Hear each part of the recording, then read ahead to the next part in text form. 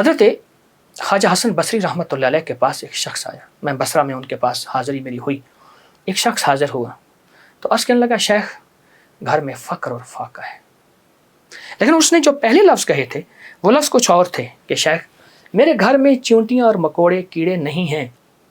تو اس بات کی دلیل ہے گھر میں کوئی ذرہ ہی نہیں گرتا, اتنا فاقہ ہے. مکوڑے ذرے میرے گھر میں نہیں ہیں, میرے لیے کچھ کیجیے, میرے لیے کچھ کیجیے. تو سرکار کا فرمان ہے کہ اچھا ایسا ہے کہ کل آنا. وہ کل آیا. اس نے اپنی ذبح العالی کی داستان اس سے بدتر سنائی. کتنے فاقے ہیں, گھر میں مشکیزہ ہے وہ بھی پھٹ گیا ہے. اس کو پیمند لگا لگا کے تھک گیا ہوں. مشکیزے میں پانی نہیں رہتا.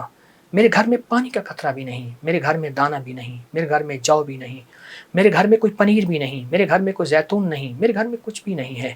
فاقوں سے ہیں. اور پھر ایک بات عرض کی اس سائل نے, شیخ میں آپ سے امداد نہیں مانگنے آیا, دعا مانگنے آیا. امداد مانگنے نہیں آیا, دعا مانگنے آیا. میرے دعا فرما دیں اور مجھے کوئی دعا بتا دے. شیخ نے سر جھکایا, فرمایا کل آنا. اس نے مایوسی کی حالت میں شیخ کے چہرے پہ نظر کی, لیکن اللہ کے ولی تھے, اسے بھروسہ اور اعتماد تھا. اور یاد رکھیے گا جس کو ملا ہے اعتماد میں ملا ہے, اور جس کو ملا ہے بھروسے پہ ملا ہے, بھروسے میں ملا. اگلی دفعہ آیا, اگلے دن آیا تو خاموش بیٹھ گیا, نہیں بولا اور خاموش بیٹھا رہا. حضرت نے اس کے کندھے سے پکڑ کے اسے اپنی طرف متوجہ فرمایا مجھے تیری درد, تیری تنگ دستی, تیری ذبح حالی کا احساس ہے, لیکن میں کیا کروں.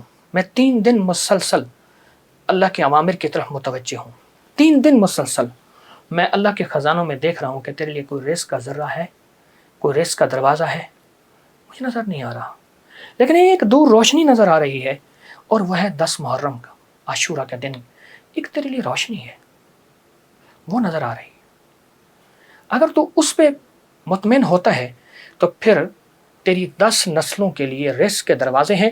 اور فرمایا سینے پہ ہاتھ رکھ کے فرمایا حسن اس بات کا اللہ کی رحمت سے گواہی دیتا ہے کہ تیری 10 نسلوں میں رزق, وسعت, برکت کے دروازے. جب اس نے 10 نسلوں کی بات سنی اس کا سانس میں سانس حوصلہ آیا, اور وہ بیچارہ جو مایوسیوں میں چلا گیا تھا اس کے اندر کچھ جان اور رمق آئی. تو کہنے لگا حضور آپ فرمائیں میں کیا کروں.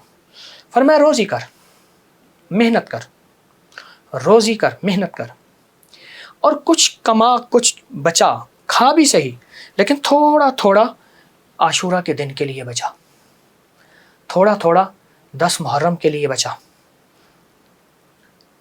جب 10 محرم قریب آئے تو 1 محرم کو میرے پاس آ جانا, 1 محرم کو میرے پاس آ جانا. کہا ٹھیک ہے. وہ چلا گیا. 1 محرم سے پہلے وہ آ گیا. شیخ نے دیکھا, پہچان لیا, اسے بٹایا, محبت دی. فرمایا اب جتنے پیسے تیرے پاس ہیں, تو اس نے کہا چند درہم ہیں, اور میں بہت ہیں. چند درہم ایسا کر گھر والوں پہ خرچ کر 10 محرم. یہ چند درہم 10 محرم گھر والوں پہ خرچ کر. کیونکہ آقا کا فرمان ہے جو عاشورہ کے دن اپنے گھر والوں پہ رزق کی وسعت کرے گا, عاشورہ کے دن 10 محرم کے دن اپنے گھر والوں میں کو کھلا رزق دے گا اور ان پہ خرچ کرے گا. ایک روایت میں ہے کھلا, مفہوم عرض کر رہا ہوں, ایک میں ہے خرچ. جتنا توفیق ہو خرچ کرے گا تو اللہ جل شانہ اس کی نسلوں کو فقر فاقے سے بچائیں گے, اور اللہ اس سے راضی ہوں گے, اور اس کے لیے جنت کے وعدے ہیں. آپ نے اسے وعدے سنائے اور وہ چلا گیا. سال کے بعد آیا تو دیکھا کہ ایک دور سے ایک شخص ہے جس کے ساتھ 3 اونٹنیاں ہیں, ایک پہ خود بیٹھا ہے, 2 پیچھے چل رہی ہیں. اس نے آ کے اونٹنیاں بٹھائیں. بٹھانے کے بعد جب شیخ کے پاس قریب آیا تو شیخ نے پہچانا یہ تو وہی شخص ہے, لیکن آج اس کی حالت بدلی ہوئی ہے, اس کے نقشے بدلے ہوئے ہیں, اس کی کیفیتیں بہت زیادہ بدلی ہیں. کیا ہوا؟ اس نے آ کے سلام عرض کیا, ادب سے بیٹھا اور کہنے لگا حضور آپ کے عمل نے مجھے رنگ دیا. میرا ذرہ ذرہ کا کمایا ہوا تھا, میرا ذرہ ذرہ کا حلال جمع کیا ہوا تھا, اس ذرہ ذرہ کے جمع کیے نے میرے لیے حیرت انگیز رحمت اور برکت کے دروازے کھولے.